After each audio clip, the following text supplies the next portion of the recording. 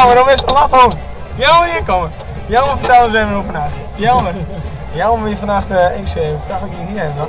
Jelmer, wie vannacht een beetje dronk. Eigenlijk nemen we al jaren een beetje dronk vandaag. Maar die wel de feest. Heel erg leuk, Hans. Dat kan ik wel even voorstellen.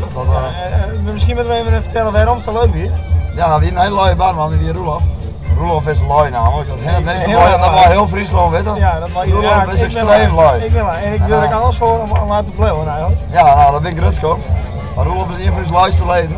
Ja, en ik ondertussen durf ik het meest. Ja, klopt. Maar dat is eigenlijk alleen nog maar omdat ik over een ding dwang heb. Hé, Jelmer hier komen. Want Jelmer is eigenlijk helemaal niet lui. Die is eigenlijk precies tegenovergestelde. Die is altijd oren drak mooi. Nee, maar doet niks.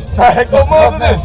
De hele dag bezig, maar je doet nog niks. Bezig met niks. Nou ja, wij hebben nog maar 10 seconden. Misschien kunnen we nog even een vestjes, jongen, dat is altijd leuk. Als we dit nog even share op internet, dan is dat natuurlijk even bij Bellen komen, want dat is al...